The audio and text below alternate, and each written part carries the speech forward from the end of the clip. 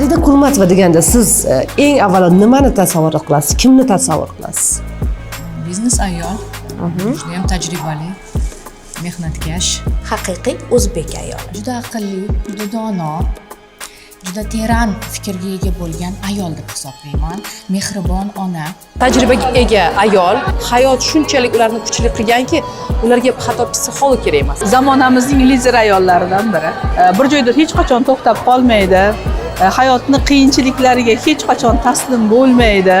Har qanday vaziyat sharoitda ham o'sha sharoitdan chiqib ketish yo'llarini, alternativ yo'llarini topadigan inson sifatida e'tirof etishim mumkin. Shu tadbirga kelyapsiz, qanaqangi nimalar kutyapsiz va avvalgi tadbirlar haqida xabaringiz bormi, ma'lumotga egamisiz?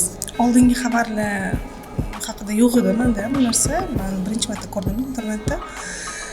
Instagramda ko'rib, keyin qiziqish menda boshlandi. Aynan men o'zim biznes loyihalarim bor va shuning ustida ishlash niyatim bor yana. Men bugungi tadbirda yangi g'oyalar, yangi motivatsiyalar va biznesni yuritish uchun yangi metodikalarni kutyapman. Ishtirokim, Taassurotingiz qanaqa? taassurotlarim juda ham zo'r, chunki Farida Kurmatovani oldindan kuzatib boraman. Ilmga bo'lgan qiziqishlarini, ayollarni rivojlantirishga bo'lgan qiziqishlari menda motivatsiya uyg'otadi. Men buni kuzatib, xudo xolasa qizlarimga, meni kuzatgan odamlarga ilm yo'lida bo'lishni, rivojlanishni, ayollarga men ham motivatsiya bera olishimni Navoiyga yetkazmoqchiman, Toshkentdan Navoiyga. Yangi bilimlar, yangi tajribalarni almashyapmiz. Hozirgi bo'layotgan mashqlar, bo'layotgan yo'nalishlar menga juda ham yoqyapti, chunki haqiqatan insonni ichidagi anaqasini ochib beryaptilar. Bugungi seminarimiz juda ham foydali, manfaatli bo'lmoqda. Men bilmagan bilimlar ham bor ekan. Albatta ilm olishda davom etishimiz kerak biz aziz ayollar va ilm olganingizda hamisha sizda rivojlanish bo'ladi. Bularni endi bilimlar bizdan ham kuchimizni olish kerak-da. O'tdan hamma yoqdan olib, o'shandagina inson tepaga rivojlanadi, bizneslari ham. Siz o'rganayotgan narsalar ko'p-a hozir bilim olishingiz? Bilim olishda juda ham ko'p, chunki moliyaviy savodxonlik deysizmi yoki sotuvlarni oshirish deysizmi, qaysi mahsulotni kimga sotish kerak, buni psixologik jihatlari ham bor. Har bir sotuvni rivojlantirishda har bir effektlar bor.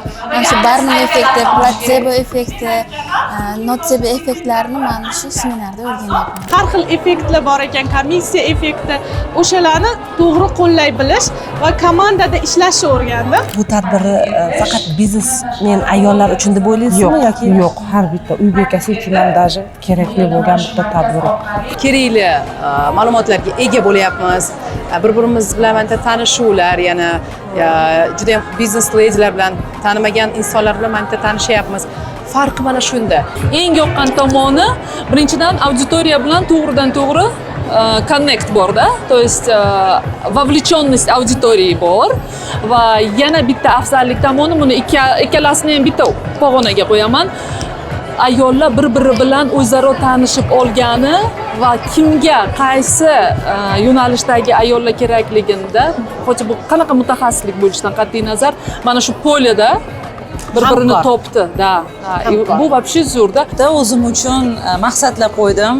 Ekranda ko'rsatilgan yangiliklarni, yangicha texnologiyalarni zametkaga oldim. Hech qanday bilim sababsiz bo'lmaydi va hech qanday bilim shunchaki havoga uchib ketmaydi.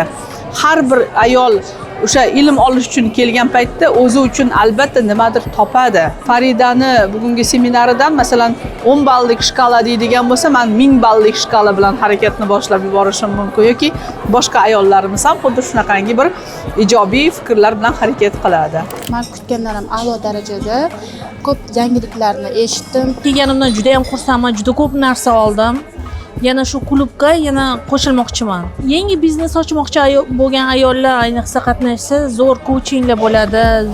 Uyda o'tirganlarga yangi biznes uchun ham motivatsiya bo'ladi, ham kuch beradi. Ayollarimizga mana shunaqa seminarlarga qatnashish kerakligini tavsiya qilaman. Chunki hayotini o'zgartirishga bir sabab bo'ladi deb hisoblayman, albatta. Ishonch bo'ldi menda. Unaqa juda hayajon bo'lmadi. Boshida chiqqan vaqtimda, ommaga chiqqan vaqtimda bir 5 daqiqalik hayajon bo'ldi. O'ylaymanki, men ko'nglim to'ldi. Chunki men juda puxta tayyorgarlik ko'rdim.